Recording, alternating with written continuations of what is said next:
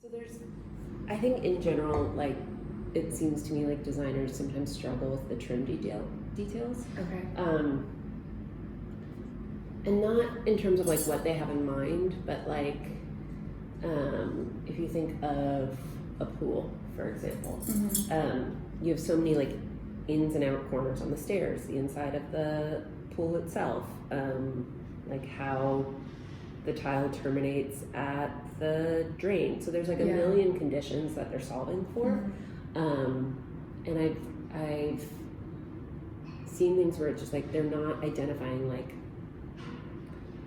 that it should be a vertically stacked tile where like with a glazed edge on the end. And so like there are all these little details that like if they're not called out as their own line item, they have something in their mind of how it's just going to work. Okay. And so there has been instances where like we as the manufacturer have to go back to them and be like, no, you actually need to detail that out for the contractor. I know what you have in mind because we've talked about it, which is the ideal scenario. Sometimes you don't know what they're doing with it. Yeah. And so like hopefully there's been a conversation about how they're intending to use it so you can help guide them. But if there hasn't and they're just sort of like shooting from the hip in terms of what they think it should be able to do, you can just run into challenges of either like, in the case of our product, this is not a perfect example, but like with this tile, you can see either like an exposed edge of the clay, right? Or one finish option would be to do a glazed edge, which this is not technically, that's just like overspray. Gotcha.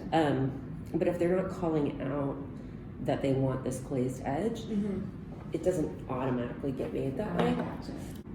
Yeah, you've got it dyeing this way, Right. Or like maybe you've got it dyeing this way and you need a glazed edge here, and so like some of those details can get lost, and then that's always a bummer because like the contractor's just installing what they've been told. Yeah. Exactly. And so if it's not called out, they don't necessarily know to ask questions about it. Yeah. I really hate project numbers. As Okay. just like a thing. I understand the need for it, so it usually has to do with confidentiality, which I get. Where it gets complicated though is in companies like ours and in companies, or many companies, you have all different reps working on different parts of a project maybe. So for example, like I'm working on a hotel project right now where I'm doing all of the bathrooms, and you know, a counterpart of mine is doing the exterior, and that's not super atypical. But what is challenging, especially with overseas projects, is if it's a project number and that project number is never communicated. In this case, it was originally given a project number. It was specified by a firm here in the city, but then this is their local architect. So suddenly there's like another architect listed on this thing that has nothing to do with the originating spec. So it's like, it's very confusing. The only like way you would know would be by searching by this project number. Got it. So like it can require a lot of digging, which is kind of annoying. Definitely. I like project names that hold, and that can either be the address where it's going, the client name. Yeah, here for example, they're calling out our title, which is great, but they're not listing the rep that they've worked with. So again, then what happens from the contractor side is they're just kind of throwing it to Fireclay in general as did you guys work on this? And then we have to like go back and do a ton of digging to find out like who actually worked on the project. Whereas like it's very helpful if they're like, it's Fireclay Tile, it's Sarah, here's her email address, here's her cell phone number. So that makes so much more sense. Yeah, like, and again, this is like one of those things that changes from firm to firm. Some firms are really good about saying like, this is who you need to call. This one, they kept it very vague, and we had a hard time finding this one. So then the contractor then ended up waiting for like a week to get their bid. So it can slow things down. Again, they list Fireclay as the general manufacturer, which is great. but then my information is here. The project name is the same as the project name that they gave me, which is helpful. Okay. So even if like you have to start with a project number, which they did, later coming back with the project name is Gotcha. great.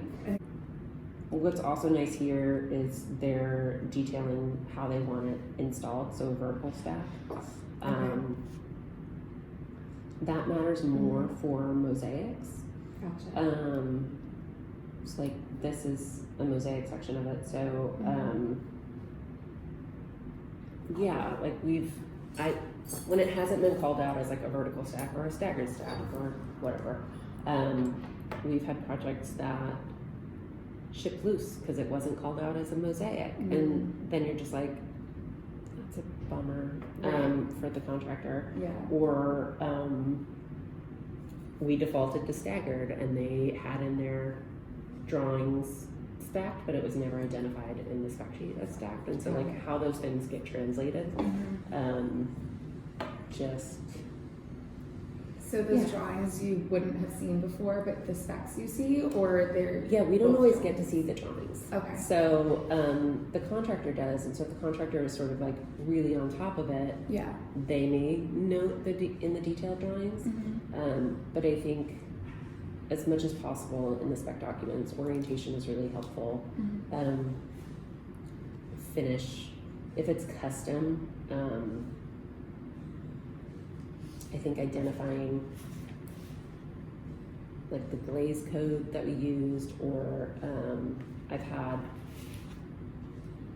designers like, I'll have them write the spec a specific way so that I know what it is that we're doing. Yeah. So we have 2 clay bodies, so sometimes it's as simple as being like this glaze on this clay body, which normally I wouldn't need them to call out, but if it's like a white glaze going on a recycled clay body, that changes our manufacturing process. So like I'll tell them to write it a certain way.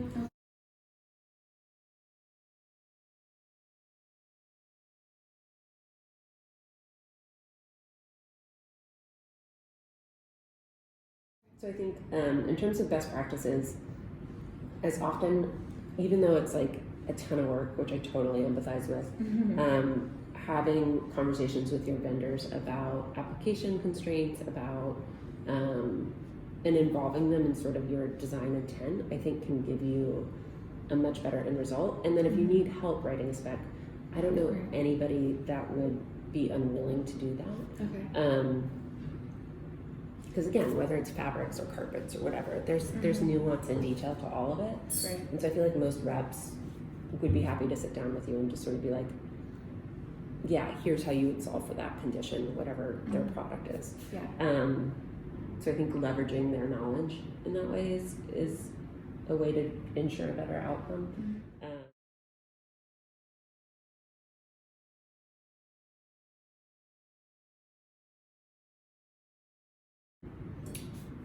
I mean, I like to see them because I think I like to see them more for like the complicated things. I'm specifically thinking of the pool project that I'm working on right now, where it's just there are a ton of little details. Yeah. And so it gives me an opportunity then to go back to the contractor and sort of sit down with them and be like, okay, here's what you've got on your spec sheet, but here's what I'm seeing in the drawings. Like, can you go back with an RFI and ask about these things? Because if we're making this piece, like, I don't have this on my radar, so I just need you to clarify that. So it can be a chance just to make sure that there's like multiple eyes on it. Yeah. So I think drawings can be helpful. And drawings can especially be helpful if you are sitting down with a rep at the beginning, just to sort of communicate your design intent and the context for where it's going, and then we can kind of keep that in mind as we make recommendations. Yeah, I don't think it hurts. Definitely.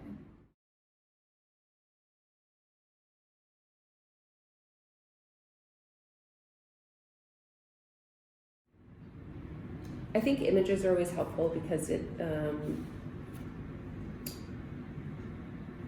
it just shows their design intent, whatever that is. One of the things we're working on doing is generating more detailed spec sheets ourselves Okay. that then we can hand off. Like a temp. So it can work two ways. Like I think that manufacturer supplied spec documents can help protect the firm as well by just providing documentation for performance. So if something fails, they've got backup that they researched it. So this is the one that we're going to be supplying moving forward, and it will have. This was one that we did for Grand Central, but we had to like call out its mechanical performance. We had to call out we call it the shape here, Right. and then whatever it qualifies for lead, for application, and all of that, and then the designers will often just fold this into their specification documentation. So it sort of gives them everything that they potentially could come back to us and ask questions about, Right. just in one place. Gotcha. So I think asking that of your suppliers is not, like, that's a very reasonable request. Yeah. And it only will serve you well. I think in terms of like the contractor spec documents, I think as long as it's clear in terms of like finish, color, any install details, like we can figure it out from there. But I think what I like about Rockwell's, for example, is like they're just, it's super explicit. Where I think it gets hard is I've seen some that almost are more like this feels very clinical. Yeah. I think it's hard when it feels more like an inspiration deck, Okay. which I've seen and is kind of weird. Totally. Yeah. Because again, like there's just so much detail that then isn't being listed out. Right. Yeah. So I think while that inspiration deck is helpful to your end client and like an appropriate part of the development process, Right. I don't think it's an appropriate document for the construction side of it. So Definitely. I think that they should function as two separate things. Okay.